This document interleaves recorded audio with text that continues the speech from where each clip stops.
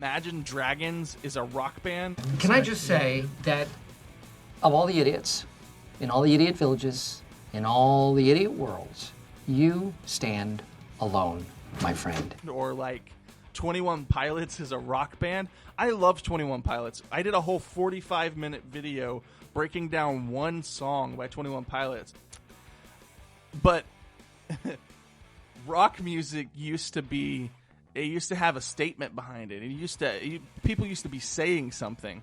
And so I kind of wonder, like, what happened to rock music? And so, yeah, that's the discussion point for today. If you want to leave some comments down below, what happened to rock music? Yeah, that'd be worth talking about down there in the comments. But anyway, I'm gonna dive into the reaction. This is a band that I am a fan of. One of the guys in this band actually played some shows with my band, and so I'm excited to see his band doing well. And they released this album recently, and I hadn't got a chance to listen to it yet. I saw a post on Instagram about it, and so decided I'd check it out and go ahead and give it a reaction. And kind of before we start, I actually got some lyrics sent to me by the band because I couldn't find them anywhere online. And so they actually sent me the lyrics to the songs, and so I was able to read through the songs. Because this channel really does deal with lyrics and philosophy, I thought I'd try to see if there's anything I could break down from the lyrics before I listen to the song. So we start off with a song called Take Me Home, and my initial thoughts is it's initially my first time reading through the lyrics. It sounded a lot like typical relationship, pop punk, drama kind of song. But I think there's more to it than just what's face value. I think it's a little bit deeper than that. Some of the lyrics lend the interpretation to, like, say, a kid who has had like a troubled relationship with his parents. So, and some of the reasons why I feel that way is maybe like feeling sorry for a kid who dwells on all his mistakes. I see so much of me and you that almost sounds like a parent to child relationship. And you and me, it's as if we were family. And so it almost feels like a kid crying out to his family. And later on, he says, "You don't have to love me, but I'd love some support. I'm not out here seeking remorse. I never sought a thing when things got rough and my emotions are building up. All I ever wanted was to be valued, and now I realize I know nothing about you. And I'll do everything with or without you because I built my path around you." And then he ends with like this line that's kind of haunting. "Take me home and let me go." That almost sounds like a child crying out to a parent. Like, take me home and then let me go. Like, you've held on to me too long. I can't live here anymore. I've got to make my own way. That's kind of what it feels like to me. I could be completely misinterpreting it, but that's what it sounded like to me. So let's go ahead and listen to this song and see what it's all about. Take Me Home. Here we go.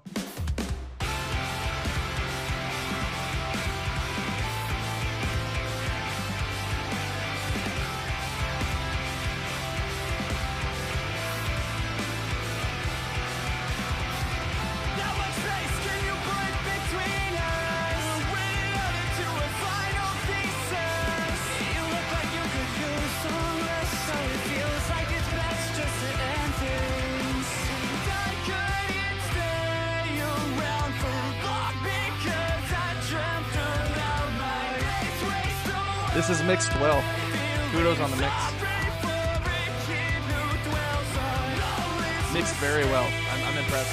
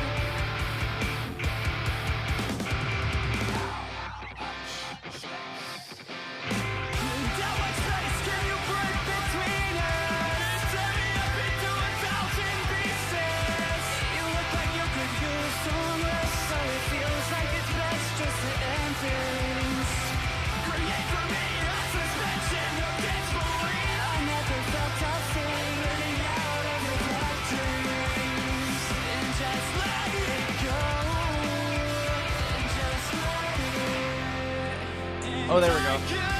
There we go. Some dynamics. I was hoping it would go somewhere. Nice.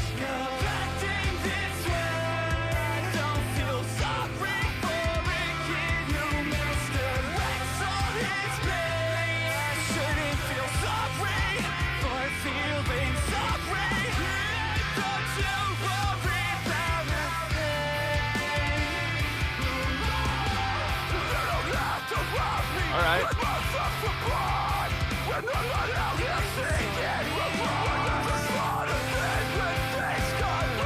Good screams.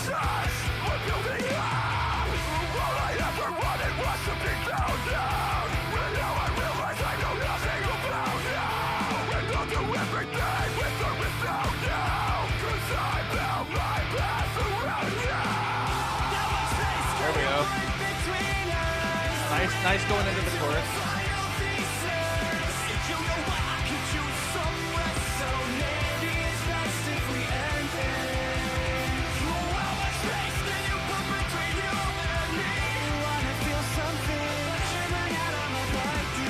Ooh. Nice clean vocals.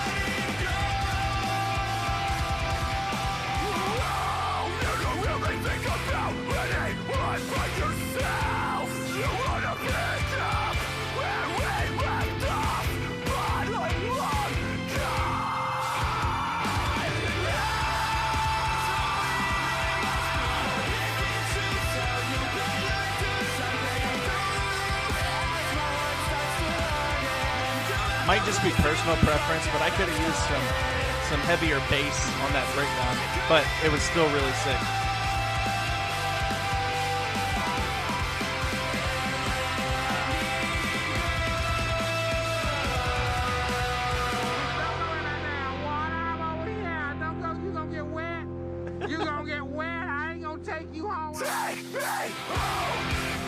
Okay.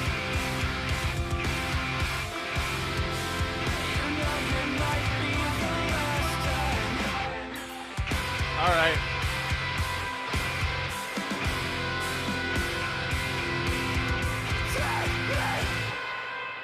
Sick. Okay, that was a sick way to end that song. So, for me, that song was great. There was times where I thought maybe like it wanted to go somewhere and it wasn't getting there. But then they would throw something like a different dynamic, and so it's like the basics of the songwriting were really, really good. So there's times where the dynamics would come in, it would drop out. And I'm like, oh, okay, that's where it was wanting to go. Nice. And then at the end, that came out of complete left field, and it was great. Like that is a perfect way to end that song. And so I think it almost it harkened me back to Belmont. So there's a song by Belmont. It's like their most popular song. I can't remember what that song is called right now. Overstepping. Yeah, Overstepping. The song by Belmont, and they do like this end where they're doing a breakdown, and it is what? And then it drops back in again. And that ending sort of reminded me of it. It wasn't like a carbon copy or anything, but it reminded me of it, like influenced of it. So lyrically, honestly, I don't know a whole lot of what's going on in these lyrics. I did a lot of analyzing of them, and like philosophically, there's not really much that I know how to break down. With that 21 Pilots song, like I had a 45-minute video on one song, and that's just because the way Tyler Joseph writes, it's meant to be deciphered. I don't feel like Avea's lyrics are meant to be deciphered. I feel like they're pretty personal, and so for that reason, like I deciphered as much as I can on some of them, but for the most part, I feel like they were written by a person and not really meant to be interpreted by everyone. And so maybe, I don't know, if one of the guys is watching this and y'all want to like come on the channel and do like an interview or something like that, we could talk about like the meaning behind the songs, or if you want to like tell a story about how you wrote it or whatever, hit me up. I am totally cool if y'all want to jump on the channel, if you're even watching this. I'm just having fun. So moving on to the next song. Let's see, we got Garden Green. Now this one had some stuff All right, so of all the songs lyrically, I was impressed by this one the most. I felt like there was some things here that like were impressive. So it starts off the bat with a witty lyric, a very clever lyric. I was impressed by this immediately. I'm a songwriter, so lyrics are important to me. And it starts off by saying, if that's all she wrote, she's writing again. All right, hands down, clever start to the song. Whoever wrote the song, kudos to you. That's some good wordplay. Excellent. Like, really great wordplay. If that's all she wrote, she's writing again. The implication here is that she never stops writing and it never ends, right? If that's all she wrote, like, that's what we say when something is over. What's all she wrote, folks?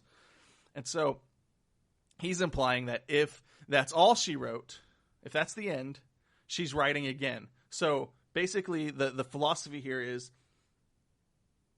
if it's at the end, the beginning has already started again.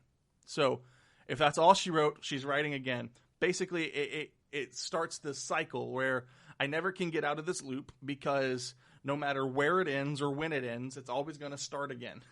And so if that's all she's wrote, she's writing again. Implication is that it never stops. That's some good wordplay. That's some good lyricism. A+. The next line is also pretty clever. My 2 cents becoming worthless. It creates a theme of worthlessness, and cents are worth something. So my 2 cents should be worth 2 cents, but it's becoming worth less, like no worth. And then the very next line, spending every night out, continues the money and worth theme, because spending, you spend cents, you spend 2 cents. Even if they're worthless, he's spending every night out, which implies that every night out is become worthless. So, yeah, some good lyricism in this song already off the bat, just first couple lines. I wish, though, that this could go deeper. So, like, spending every night out, worthless. Like maybe if the lyric, I know lyrics are kind of hard to fit into a song, but if you could imply that every night is spent as opposed to spending out, spent like a spent out night, a spent night out or something like that, would continue that theme deeper, because it goes from 2 cents, which implies worth, to becoming worthless to worthless. It would be great if you could keep that theme going to spent instead of spending. But I mean, it's a nitpick. It's a philosophical nitpick. Going on, spending every night out, drunk with my friends, because I'm only human. That's where, like, I wish that could go deeper. Like, I feel like the first 4 lines of the song were so strong, and then we get into drunk with my friends because I'm only human, which he's explaining something, and we find later on in the lyrics that he has to lay that groundwork for that to make sense. So, I mean, I'm not going to nitpick too much. This is not like a rap song or something where lyrics are king, but I do wish that could be a little tighter. Okay, I'm okay. I won't be back till the morning. A drink on me. Continues the theme that he's paying for this. Like, he's paying for everything. Because, like, a drink on me would be like, on me, I got it. I'm paying for it. And he already had been talking about his 2 cents becoming worthless, and he's spending out every night. So whether that's intentional or not, it sets up a theme of value and worthlessness. So kudos to you guys. This is good. A drink on me so I don't feel alone, which furthers the worthlessness idea. The bars are closing and I can hardly afford it. Again, like, he's really, really going after this theme of spending. Worthless. I can hardly afford it. Blackout. I'm okay. I just can't help myself. I can't help myself without you here. Lonely, worthlessness. And I can't get out of my head unless you find me. Before I finish off a bottle, almost there, just so I don't feel alone. Loneliness. He deals with his loneliness through drinking his problems away.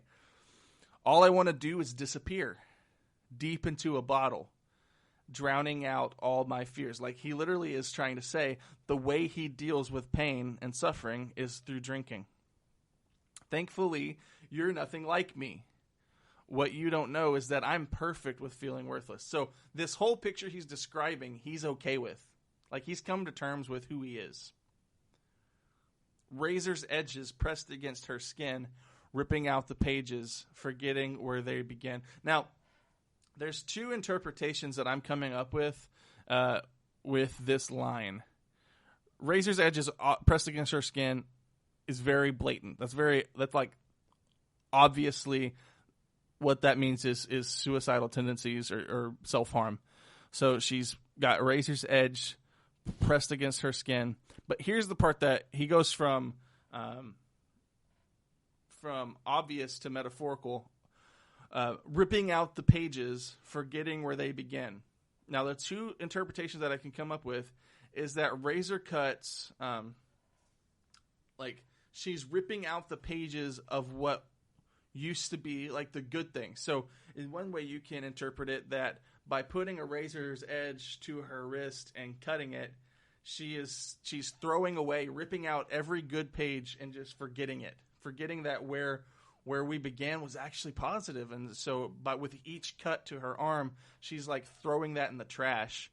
Or what's probably most likely is that the razor cuts are in response to the pain, not causing it. So what's probably more likely is that she's cutting away the pages that are filled with pain. So that by putting the razor to her skin, she's forgetting about those painful moments. And so that's probably more likely. I don't actually know what he meant by that. Like I said, if you guys wanted to come on the show, we can talk about like your lyrics and what motivated you. Because like I said, sometimes people write very personal stuff and it's like, who am I to argue with what you meant it to say? Spending every night, running ink out the pen. We're both okay. It's basically that. We're going to go ahead and let's listen to the song. Check it out. If that's all she's running again, my 2 cents become worthless. Spending every night getting drunk with my friends, 'cause I'm only human. Okay, I'm okay. I'll be back till the morning. Thank God. All right, I'm digging this. This is cool.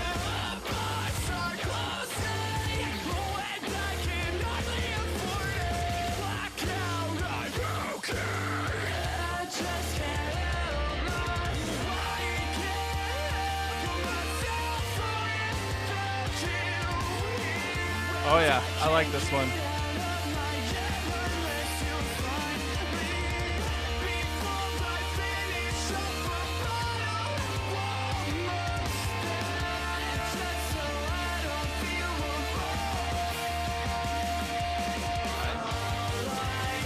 Oh.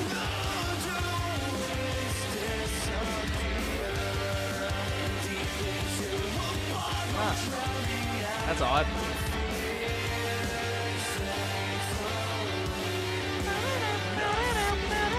That's cool. Squeal.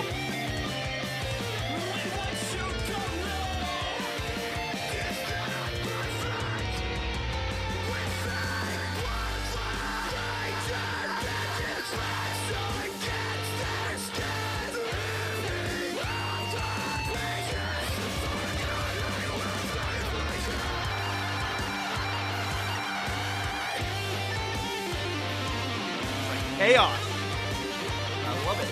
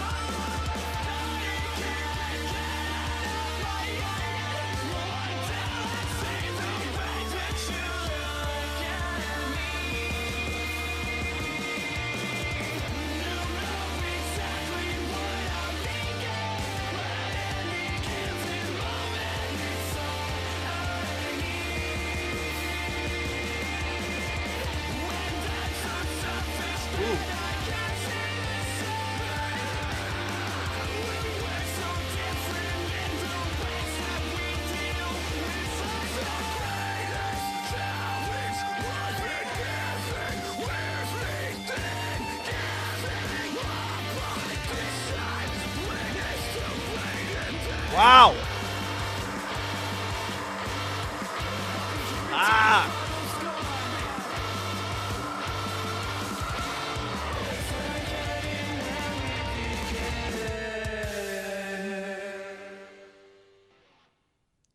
All right. Okay. I have absolutely no critique on that song. That's my favorite one. That's only 2 in. That's good. That is, wow. That's my favorite Avea song so far that I've heard. That was amazing. I loved everything about it. Everything about it. There were parts of it where it was like, whoa, what's happening? What's happening? There's like different lead lines doing stuff that I'm not expecting. I am not expecting guitars doing what they're doing, and like rhythms that I wasn't expecting to mesh together. And it's just everything about that song I absolutely loved. It was chaos. The lyrics that I read, it perfectly fit the feel. Like it really felt like what I read the lyrics to. So I'm like all the points in the world for that song. That was amazing. I gotta get through this. I gotta hurry up. So here we go. American Summer. The lyrics are about World War II. Pretty sure. It seemed pretty straightforward battlefield war lyrics.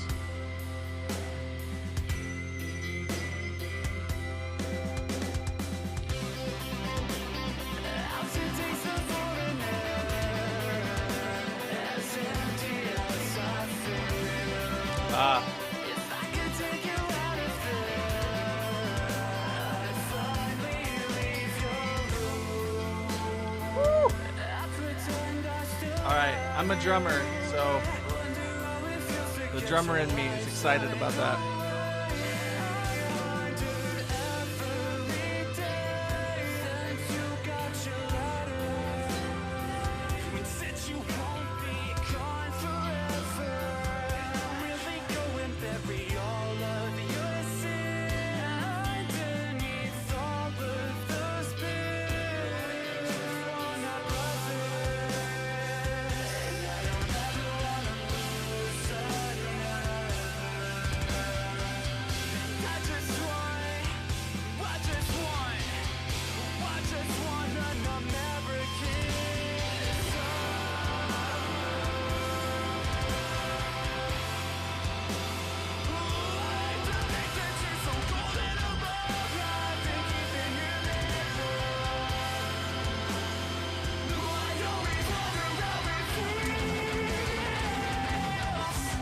Whoa.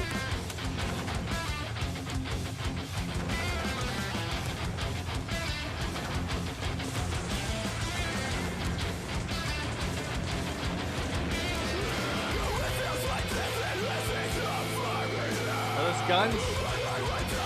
They threw me off. Pretty sure those were like actual battlefield noises.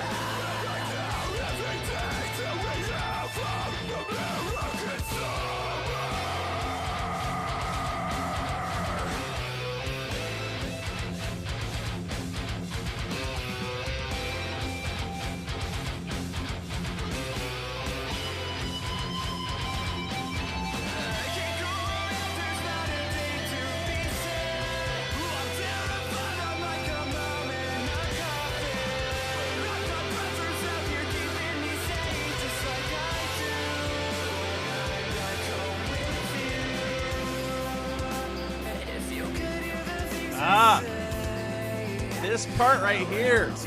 Whew. That groove. Kudos to you, drummer. That is a sick groove.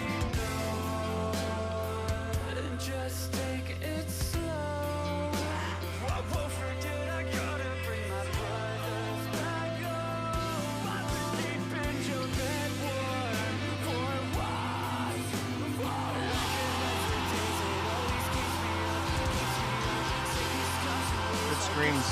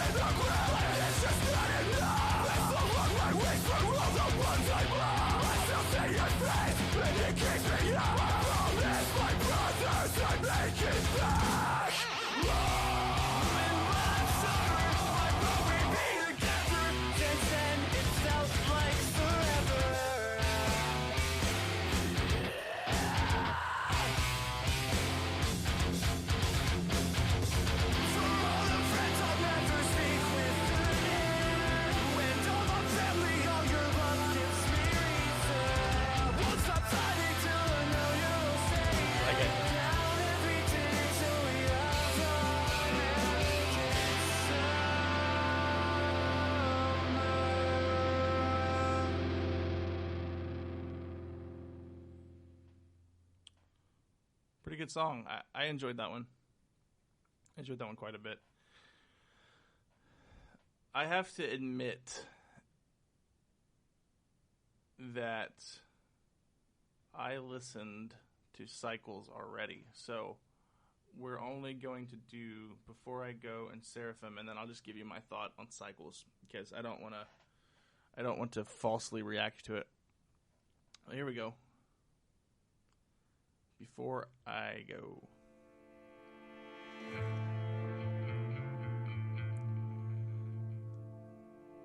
Ooh.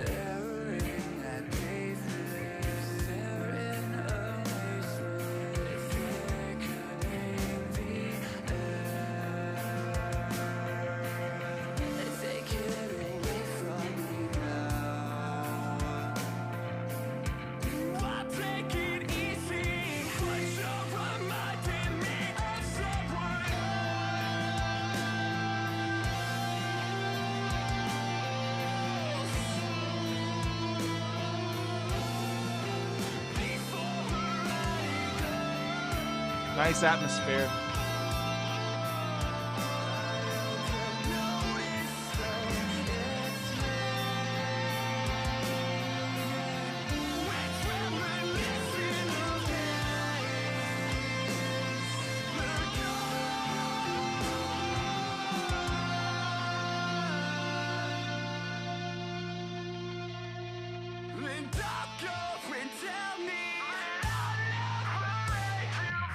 Okay.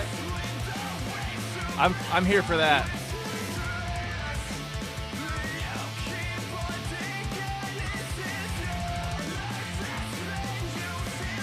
Okay, yeah.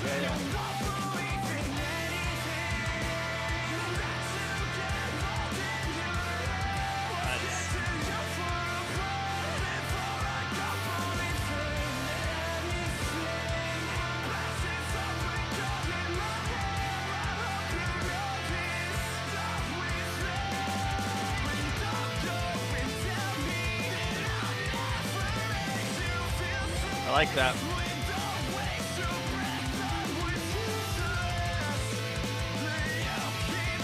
Nice.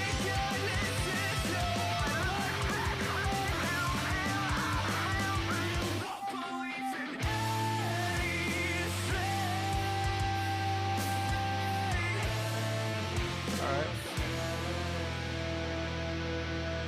Okay. Woo!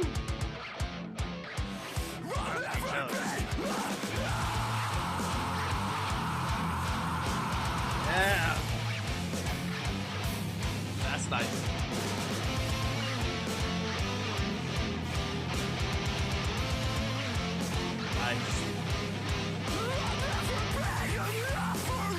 Nice.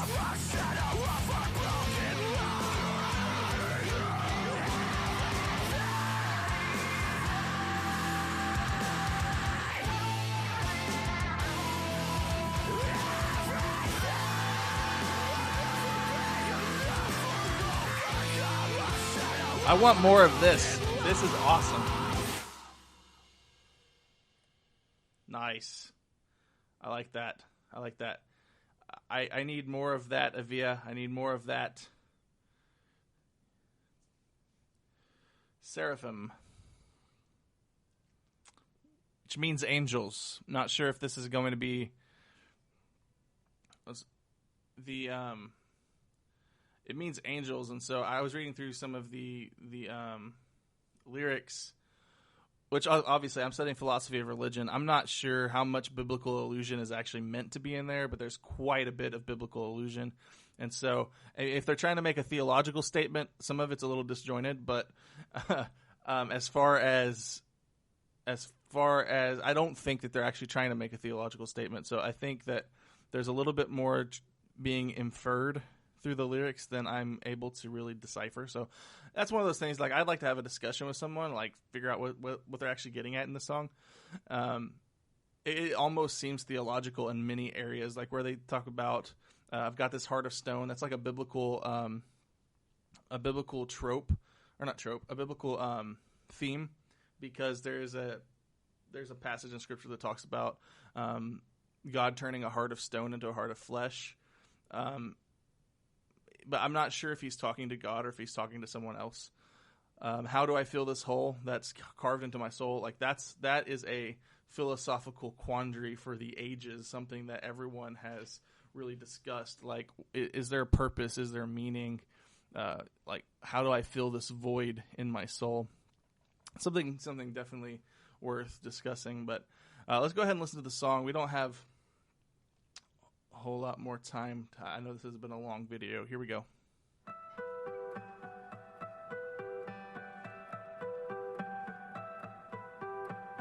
Speak in tongues with angels in my dreams. I felt you calling. I love the acoustics. Wow. Nice.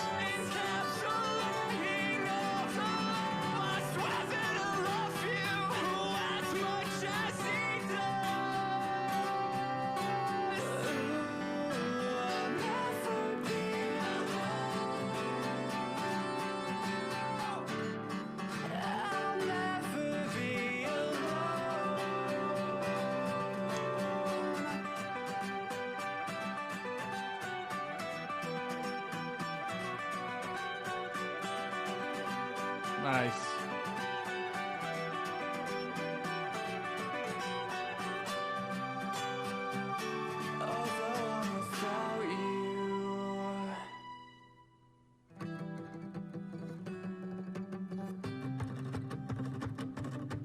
Okay.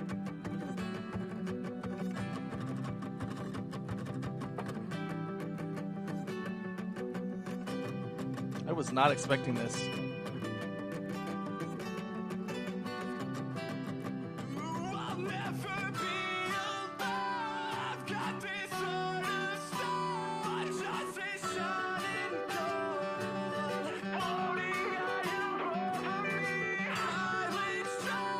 Good mix. Ooh,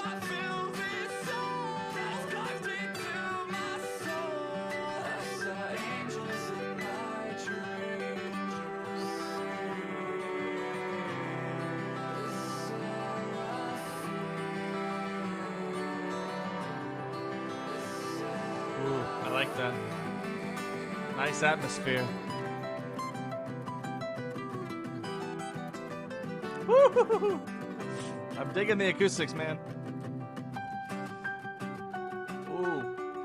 Well, that's nice.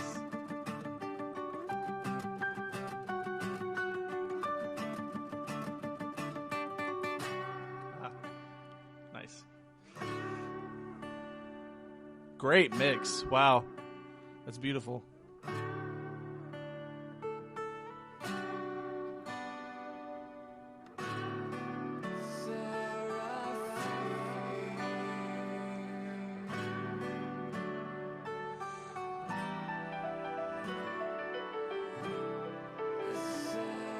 Okay. Piano? A little jazzy piano.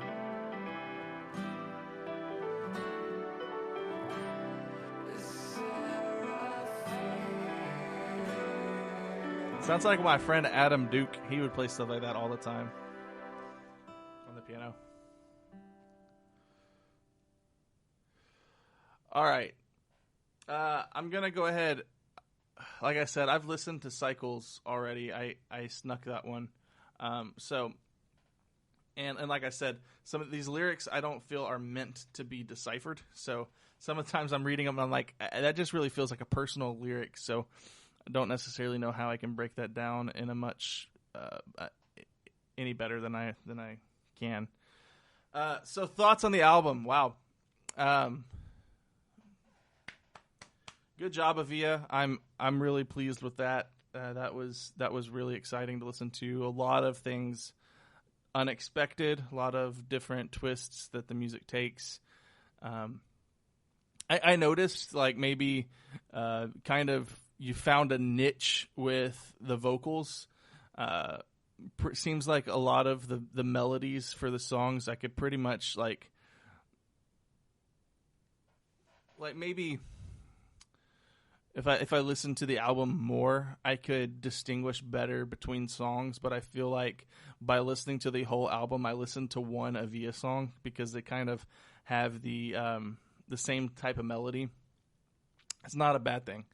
It's just like it's really good atmosphere for the entire album, and it's coherent. So, like, I feel like I listened to a full journey or a full experience, and I kind of feel like that's what you're going for. It doesn't help each song stand alone, like, or stand out from the others. They kind of all mesh together. But I would say my favorite one, absolutely my favorite one, is still Garden Green. Absolutely my favorite Avea song, guys. Y'all killed it on that one, as you did with all the other songs. I really, really liked this album. I give it highest of praise. Especially being self-produced and all. You guys did a killer job on this. But I'm going to go ahead and hop off of here. Like I said, if you guys want to jump on and do an interview, that'd be cool. I'd like to talk to you guys, see how you wrote the album and stuff. But I'll see you guys in the next video. Thanks.